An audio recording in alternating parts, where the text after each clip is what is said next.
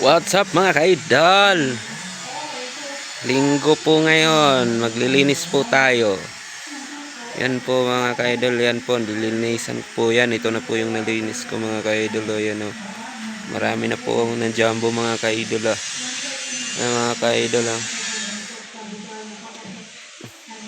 Dahil kailangan nating doble kayod. Siyempre mga ka-idol, duty ko po ngayon pero kailangan ko pong extra pa nito. Lilinisan ko po ito mga idol. Yan mga ka-idol, marami pa po ang lilinisan. I-jumbo ko po yan kagaya nyan. Yan mga idol, kasi hahakutin po yan.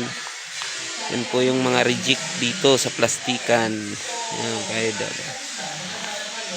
Yan mga reject ko yan. Hahakutin po yan ng basura, tapos tatapon po sa tambakan.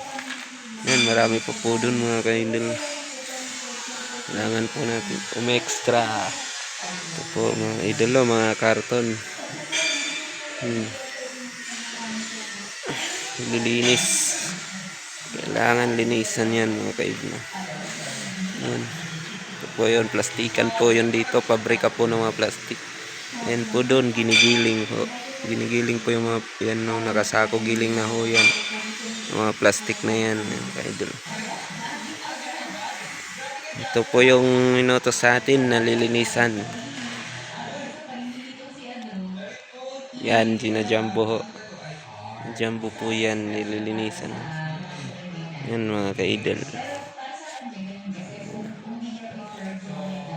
Sa dito ho, sa kabila. Bakal ano yan. Yan.